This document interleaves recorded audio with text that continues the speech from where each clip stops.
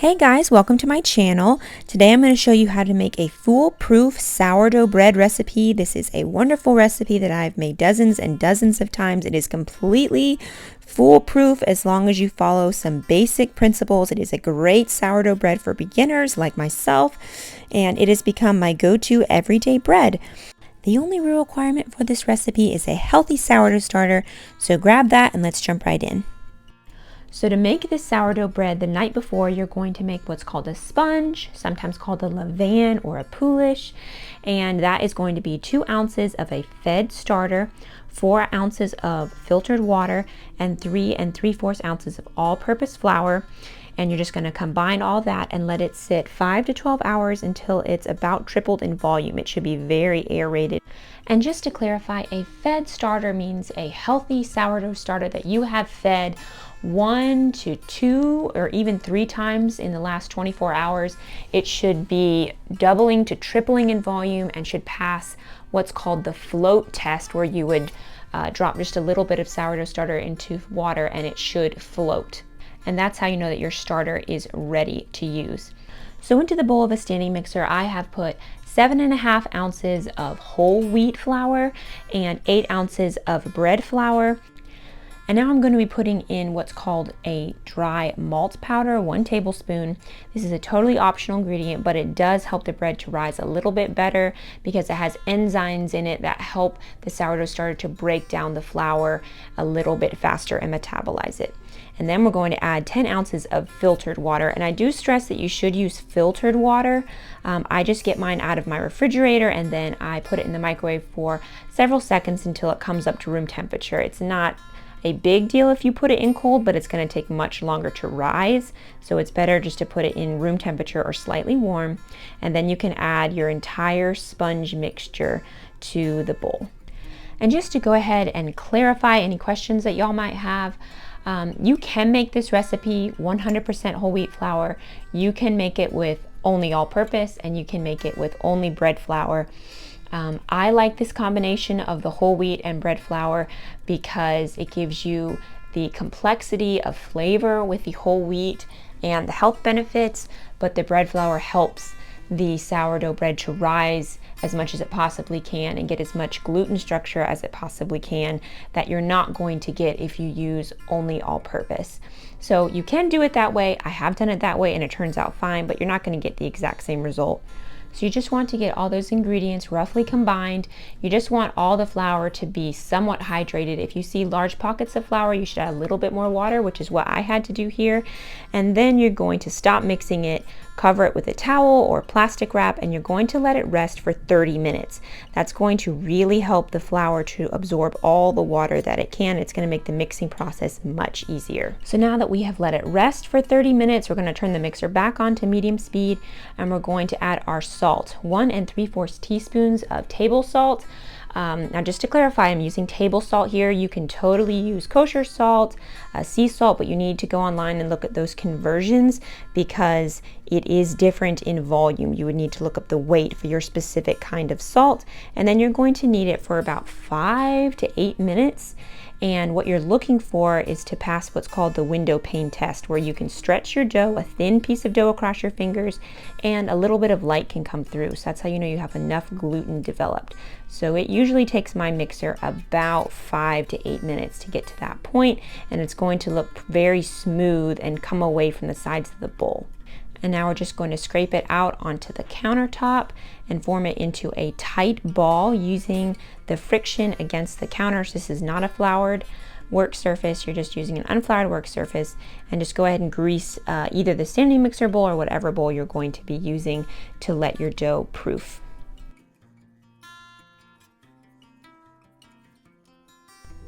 So this is where the bench scraper really comes in handy to build up that tension in the dough, which is important because that's going to help the dough to rise up instead of out, and it just really helps with the strength of the overall loaf.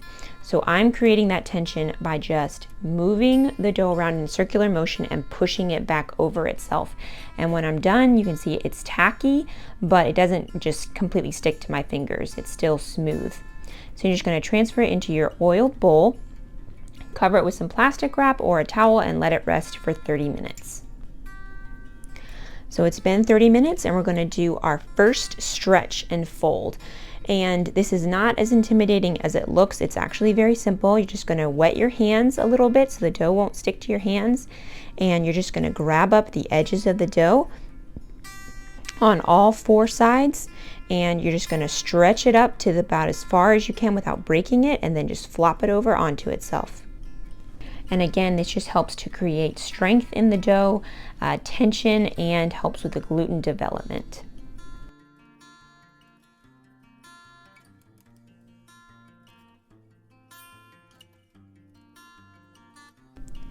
And then you're just going to cover it right back up and let it rest for another 30 minutes.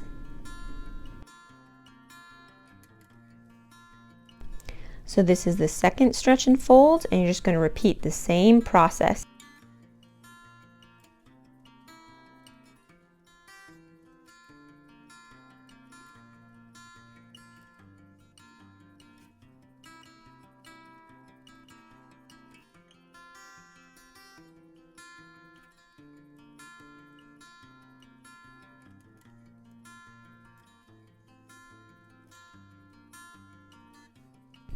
So after you've done this for your 5th or 6th time and you've let it rest again, you should see some large bubbles forming at the top of your dough, showing you that your bulk fermentation is complete and the starter has taken over the entire wad of dough.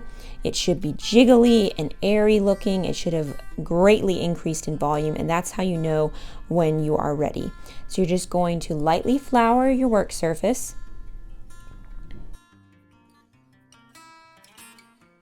And then you're just going to gently turn it out here. You do not want to use the bench scraper to turn it out because that's going to disrupt your bubbles. And then you're just going to flour the top of your dough and just kind of push it against itself a little bit. You don't have to do this, but it does help, again, creating more strength. And you're just going to let it sit for 20 to 30 minutes.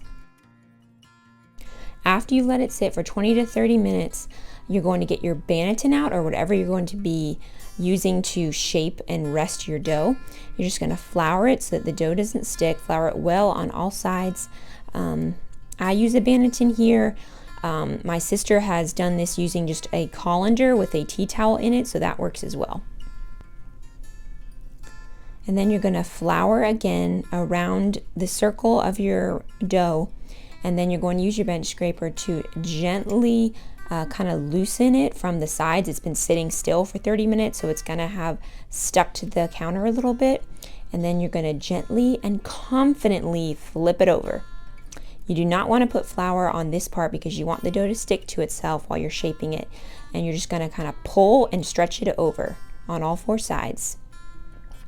And I'm just brushing off some of the flour here just to make sure it's going to stick well, brushing off that excess flour. So pull, stretch, and then kind of cinch it down after you've stretched it over to help it seal. Then again, pull, stretch over itself, kind of pinching it down gently, help it grab onto itself. And then again,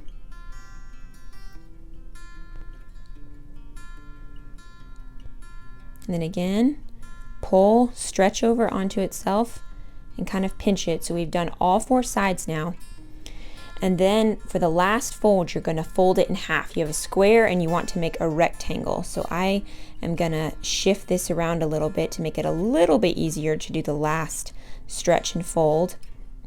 I'm folding it opposite in half, and then I'm going to use my fingers and the bench scraper to kind of really push it onto itself and seal. So you've kind of got what looks like, oh, I don't know, like a weird jelly roll of some sort. You're just pushing it against itself. The dough should feel pretty tight at this point. It really shouldn't be too terribly sticky because it's pulled so tightly. And then you're going to gently and confidently flip it over seam side up into the banneton. So what will be the bottom of the dough is facing up. And then you're just going to grab the little edges as best you can and just pinch them together, crisscrossing, kind of forming what looks to me like a shoelace pattern. And that is just going to help to create more tension. The more tension you can create, the more your final loaf will rise up instead of out. The big problem with sourdough is it tends to rise out like a pancake while you want it to rise up. So now we're going to put it into a food safe container. of some sort if you have a container that's large enough, or I just use a 2-gallon Ziploc bag and secure it. And then you're going to put it in the fridge overnight or for at least 12 hours. So now we're to the next morning, and you're going to put your cold Dutch oven into a cold oven, and you're going to preheat the oven to 500 degrees, and you're just going to let it preheat for a solid hour. You want it to get ripping hot. And then just onto a large square of parchment paper, you're going to gently and confidently turn out your sourdough loaf. You don't want to slam this loaf down on the counter. It's been in the refrigerator, so you should be able to kind of gently ease it out and touch it without it sticking to your fingers. And then you're going to score it. I'm using a lom here.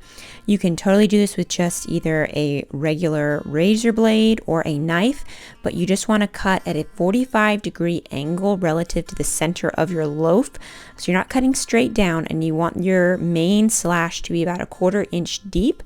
And then you can do some very shallow cuts on the side just to have that pretty contrast with your scoring. And then you're going to take your super hot Dutch oven out of the oven, and you're going to carefully, gently lower your parchment paper with your loaf down into it. Then you're going to replace the lid, put this back in the oven for 20 minutes with the lid on, and then you will take the lid off and turn the oven down to 450 degrees for that final 20 minutes of bake time, and that should yield you a beautiful browned crust that is crunchy and lovely and beautiful. And you want to leave this loaf to cool for a full 2 hours before you cut into it. Otherwise it will be weird and gummy, and I have done that before and it has totally ruined the loaf. So please do not do that.